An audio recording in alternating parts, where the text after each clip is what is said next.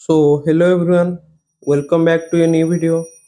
तो देखंतु आजिर ए भिडियो रे आमे तमरो एनएमएस एग्जाम रो पूर्व वर्षर किछि क्वेश्चन देखिबा जोटा कि रहइबा तमरो 2021 रो ओके। सो 2021 रो तमरो मैथ पेपर रे जो सब क्वेश्चन आस्तला आज आमे देखिबा। सो चलंतु स्टार्ट करिया। 86 टा मु कोन देछि देखो दिया जाइथिया रेखा चित्र रे वृत्त शिक्षकक पई वर्ग क्षेत्र होची तमरो कठिन परिश्रमिक पई त्रिभुज होची तम सहरिक पई आयत क्षेत्र होची सचोट लोक पई प्रतिनिधित्व करे। विभिन्न क्षेत्र को 1 रु 12 पर्यंत संख्या द्वारा अंकित होईची। निम्नलिखित प्रश्नर सठिक उत्तर बाछिया पई रेखाचित्र को जत्नर सह अध्ययन करंतु। तो देखो क्वेश्चन हम देछि जे सहरी शिक्षित लोक जे माने सचोट किंबा परिश्रम नुहंती सेमानकु सूचित करूतवा संख्याटी हेला माने मु देछि सहरी हेइथिबे प्लस शिक्षित मध्य हेइथिबे किंतु सचोट किंबा परिश्रमी हेइ नथिबे एटा हमकु पचाछि ओके। तो देखो सहरी मान पई हमर कोन देछि ना सेटा होछि तमर वृत्त माने वृत्त भितरे थिबो शिक्षित होछि तमर त्रिभुज ओके माने एमिति ओटा संख्या नमा जोटा कि तम वृत्त भितरे थिबो त्रिभुज भितरे भी थिबो किंतु सेटा तमर वर्ग क्षेत्र मध्य रे नथिबो किंबा आयत क्षेत्र मध्य रे मध्य नथिबो ओके। एति कथा जदि हमें देखुचंती 2 देखिया जदि कोठी अछि एठी एटा तो तमरा देखो एटा तमरा वर्ग क्षेत्र भितर रहि जाउची एटा आंसर नुहे। नेक्स्ट देखो 4 ये भी तमरा वर्ग क्षेत्र भितर रहि जाउची ये भी नुहे। नेक्स्ट देखो 6 तमरा त्रिभुज भितर अछि वृत्त भितर भी अछि किंतु वर्ग क्षेत्र किंबा आयत क्षेत्र भितर नाही तो एटा होची तमरा आंसर बुझी पारलो। नेक्स्ट देखियो जदि 9 नंबर टा रहि जाउची वर्ग क्षेत्र एटा काटी दियो। तो एई भली भाबरे प्रथमे तमे गोटे एम्ति नोट कर दबो ताकू देखि कि ऑप्शन को देखिबो पूरा ठीक से तम आंसर बाहर जिवो बुझी पारलो ए ट्रिक टी। नेक्स्ट तमरा 87 देखिबा 87 हमु कोन देछि देखो निम्नलिखित मध्य केउटी महिला मां एवं डाक्टर मानु प्रतिनिधित्व करे। तो देखिया जदि एठी जदि एटा को मे मां नउछ सॉरी महिला जदि एटा नबा ताले सब महिला कोन डाक्टर कि ना ताले ऑप्शन ए टा काटी दियो ऑप्शन ए तमरा आंसर केबे भी हबो नाही बुझी होउची। किंतु मन कर देखो एमती गोटे हमें नेले गोटे नेले तमरो एटा होउची महिला एटा महिला ने गेले ओके। तो किछ सब महिला कोन डाक्टर कि किछि महिला ताइ तो डाक्टर होइते तो सेटा हमें एमिति नबा बुझी होउची एटा हमें नेले डाक्टर बुझी पातो। आ सब महिला को मां की नुहंती ताहले एटा हमें नै जिवा मां। तो महिला मानक मध्यरु किछि महिला एमती अछन जो माने कि मां जो आउ किछि महिला एमती अछन जो माने कि डाक्टर ताहले ऑप्शन बी टा जो तमरो एटा करेक्ट रहयो बुझी हला। तो एटा तुम देखि कि जानि परतो जे ऑप्शन बी ओके।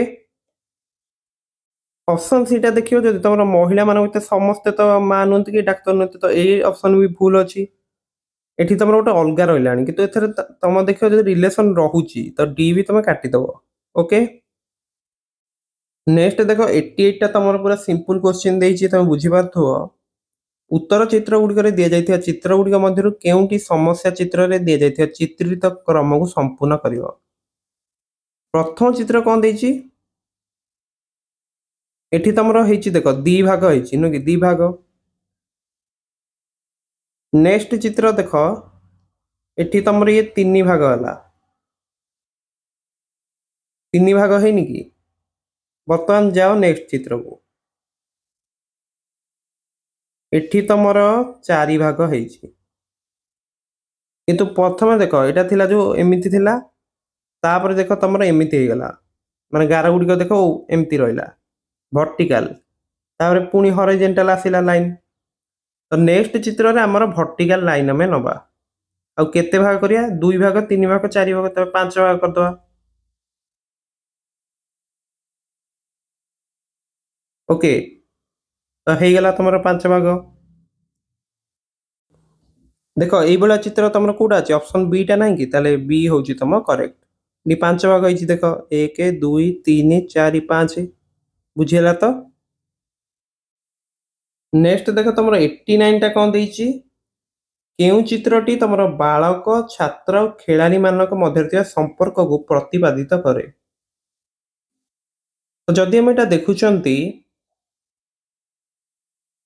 ତ ଦେଖ ମୁଁ ଗୋଟେ ନେଲି ଗୋଟେ ଏଇଟା ମନେକର ମୁଁ ଦେଲି ଏମାନେ ହଉଛନ୍ତି ବାଳକ ତମର ଓକେ।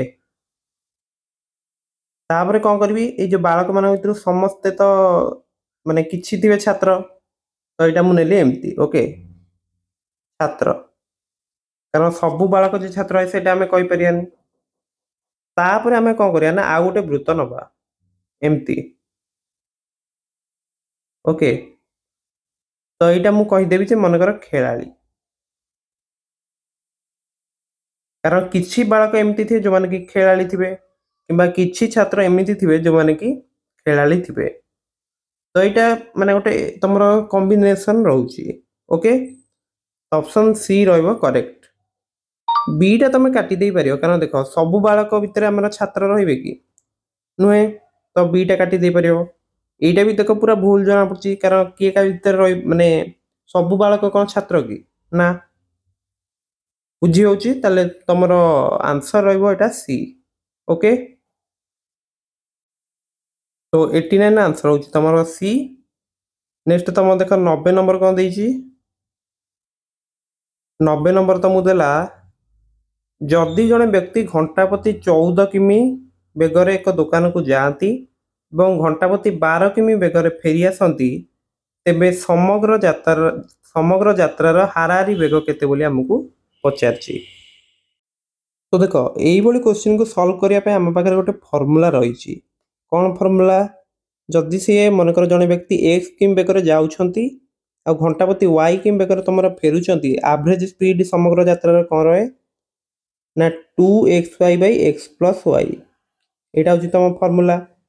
ତାହେଲେ x ଜାଗାରେ ତମର କେତେ ଅଛି ଏଠି x ଅଛି ତମର 14 y ଅଛି ତମର 28 ତାହେଲେ ଫର୍ମୁଲାରେ ପୁଟ୍ କରିଦିଅ କେତେ ହେବ ଆନ୍ସର 2 ଗୁଣନ 14 ଗୁଣନ 28 ତଳେ ତମର କ'ଣ ରହିବ ନା 14 ଯୁକ୍ତ 28 ବୁଝିହେଲା।